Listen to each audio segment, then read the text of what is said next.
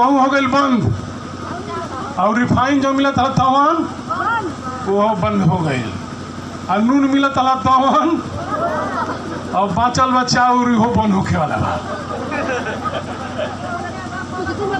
इसलिए आपसे आग्रह करना चाहते हैं और उनको भी सचेत करना चाहते हैं जो हुकूमत में बैठे हैं। यह हिंदुस्तान है, बहुत देर तक बातों को बर्दाश्त करने की ताकत नहीं है। वो जमाना था, लोग कहते थे कि अंग्रेजों का हुकूमत का अंत नहीं होगा, क्योंकि इसका बताते हुए इस्तीफा दे करके गया कि मैं नहीं रहूंगा क्योंकि मैं दलित हूं, हमारी बात नहीं सुनी जाती है। इस महकमा में बड़ा लूट हुआ है। शाह जी ने डांटा, कहा जोगी जी के यहाँ जाओ, आरएसएस के नागपुर से निकले हुए पौधे हैं, उनकी हालत देख लीजिए। अभी अडवाणी और जोशी जी के लिस्ट में जा रहे हैं। यह घोषणा कर दिया कि स्थानांतरण लिस्ट निरस्त की जाए और इसमें लगभग 1000 करोड़ रुपए का घपला हुआ है। मीडिया के लोगों, आप लोगों ने दिखाया 1000 करोड़ का लूट हुआ है, रिश्वत लिया गया है ट्रांसफर में। जो इंजीनियर सस्पेंड था उसको मलाईदार जगह पर भेजने का काम किया है। जितिन प्रसाद जी को तो हम लोग ठीक से जानते भी नहीं कि कौन जी हैं। आदरणीय स्वतंत्र देव सिंह जी बड़े नेता हैं, अध्यक्ष अभी भी हैं शायद। तो मैं दावे के साथ कहना चाहता हूं, उत्तर प्रदेश की सरकार भी हिल रही है।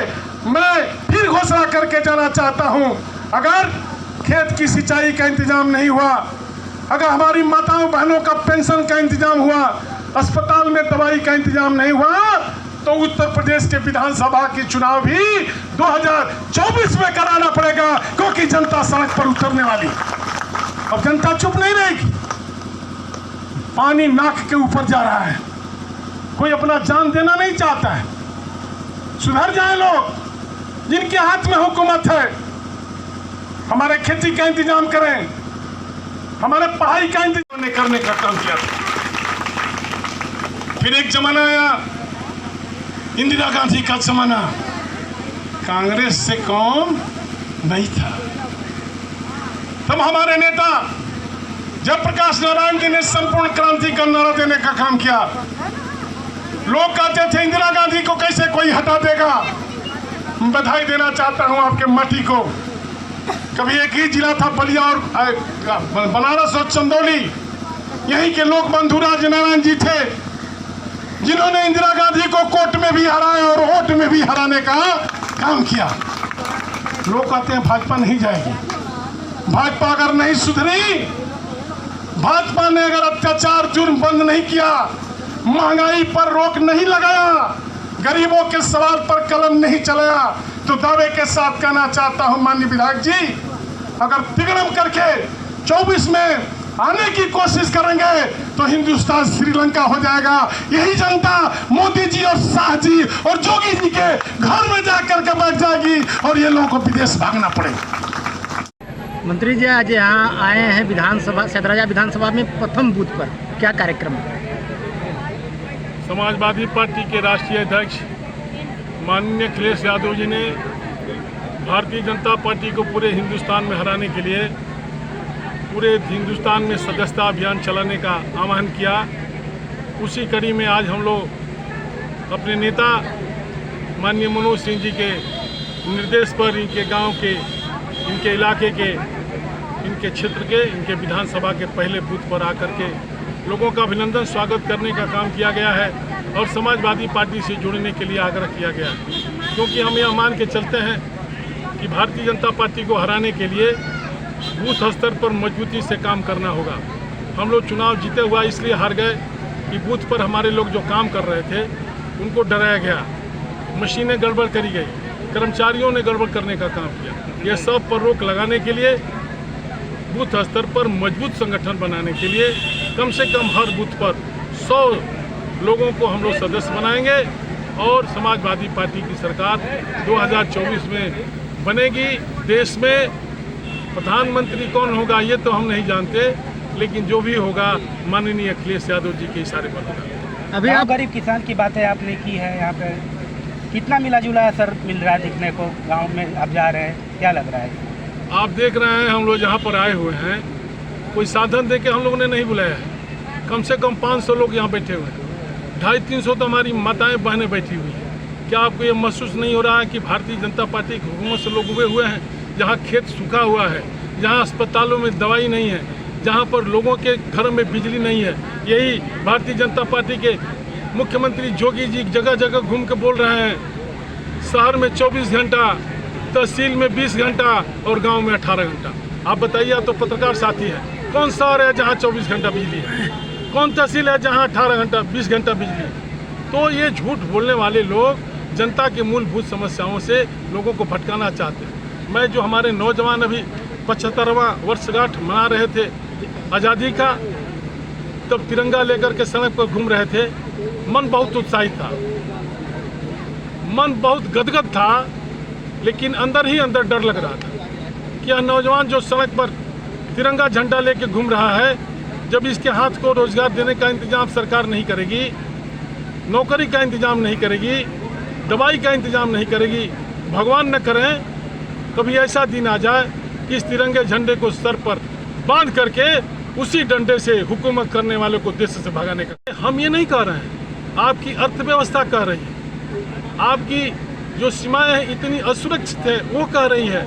देश का आवाम इस बात को महसूस करे न करे, लेकिन यहाँ के प्रबुद्ध वर्ग यह बात महसूस कर रहा है कि अगर हिंदुस्तान में मोदी जी 2 तरह की बात बोलेंगे, लाल किला से कहेंगे रेवड़ी बांटने वाले को सचेत करना चाहता हूँ और रेवड़ी के भोरे से ही 3 बार सरकार मनाता हूँ।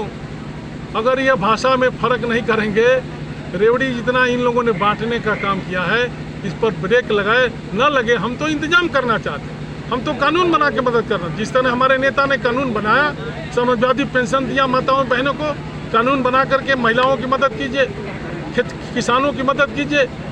ये सम्मान राशि दिया जाता है किसान को, कि किसान को खाद दिया जाता है मुफ्त में, बिजली दी जाती है मुफ्त में, सिंचाई का इंतजाम किया जाएगा मुफ्त में, बाजार दिया जाएगा जहां पर उसके अनाज का उचित मूल्य मिल सके, तब किसान की तकदीर बदलेगी।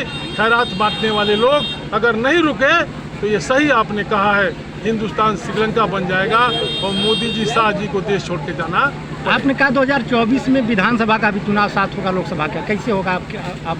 देखिए, विधानसभा तो जिस दिन माननीय अखिलेश यादव जी मन बना लेंगे, 15 दिन के अंदर सरकार गिर जाएगी। अंदर खाने भाजपा में कम से कम 150 विधायक दुखी हैं, मंत्री लोग दुखी हैं। आप देख रहे हैं ब्रजेश जी का चेहरा देखा आपने, जब से उनका ट्रांसफर बदला है, तो क्या अंदर अंदर घाव नहीं है? गडकरी जी से मुलाकात हुई जिस दिन से उनको पार्लियामेंट्री बोर्ड से हटाया है, इतने घाव स्वयं उन्होंने पैदा किया है कि उनकी सरकार चलने वाली नहीं। महाराष्ट्र वाली स्थिति यहाँ भी होने वाली सपा कर सकती है? देखिए, हम महाराष्ट्र की और बिहार की स्थिति नहीं कहेंगे, हम तो उत्तर प्रदेश की स्थिति, जिस दिन से जोगी जी बने हैं, भाजपा का कोई आदमी उनको नहीं पसंद करता है। आप देख लीजिए, क्यों नहीं कार्रवाई हुआ दयाशंकर सिंह के ट्रांसफर पोस्टिंग पर? 50-50 करोड़ रुपया लेकर के कई आरटीओ का पोस्टिंग हुआ है। चाहे ब्रजेश पाठक पर हो रहा है, चाहे जितेंद्र प्रसाद पंडित जी पर हो रहा है, चाहे स्वतंत्र देव सिंह पर, पिछड़े के नेता उन पर हो रहा है। जब इस तरह की सरकार चलेगी तो इसको सरकार को गिराने में भी बहुत देर नहीं लगेगा, सिर्फ अखिलेश जी को मन बनाने। चंदौली सूखा धान का कटोरा कहा जाता है, पूरे प्रदेश में बारिश नहीं होती, इसको लेकर के आपकी पार्टी? मैंने तो इसीलिए घोषणा किया आपके बीच में, मांग किया हमने, और मैं मनोज जी से कहूँगा इस पर बड़ा आंदोलन छेड़ने का काम करें। प्रदेश में भी आंदोलन होगा, लेकिन ये धान का कटोरा जिस तरह से तड़फड़ा रहा है, जिस तरह से मछली बिना पानी के तड़फड़ाती है, उसी तरह से फसल तड़फड़ा रही है। हम मांग करेंगे अपने नेता मनोज सिंह जी से, आग्रह करूंगा कि सूखाग्रस्त घोषित कराइए और प्रति बीघा। विधायक जी, आज सदराजा विधानसभा के पहले बूथ से क्या कार्यक्रम हो रहा है? देखिए, दिया गांव है मेरा, ये राजनीतिक यहीं से शुरुआत हुई थी और मैं कोई भी कार्यक्रम दिया से शुरू करता हूं, इसलिए मैं दिया से सदस्यता अभियान की भी शुरुआत किया हूं। आज सदस्यता अभियान अब गांव-गांव चलने का काम होगा और सभी बूथों पर ये काम चल रहा है। हम लोग कई बूथों पे अभी जाने का भी काम करेंगे। हम लोग जाके देख रहे हैं कि कहाँ क्या क्या हो रहा है। दूसरी बात, आज माननीय मंत्री जी ने बताया कि जैसे मछली पानी बिना तड़पती है, वैसे आज हमारी फसल पानी बिना तड़प रही है। यह निकम्मे लोग जो विधायक सांसद जो मस्त हैं सरकार में, या उन लोगों को चेतावनी भी यहाँ से है कि वो लोग प्रति एकड़ 10 लाख रुपया मुआवजा दिलाने का काम करें। अगर नहीं दिलाते हैं तो यह आंदोलन चालू होगा और यह आंदोलन 24 तारीख से शुरू होगा। इस प्रति बीघा 10,000 रुपया। ये 24 तारीख को इस आंदोलन की शुरुआत होगी और इसकी मांग होगी और यह लड़ाई बिल्कुल लड़ी जाएगी, नहीं तो रोड पर उनका पुतला भी फूंकने का काम करेंगे और चंदौली में आने के बाद उनका रास्ता भी रोकने का काम समाजवादी के लोग करेंगे।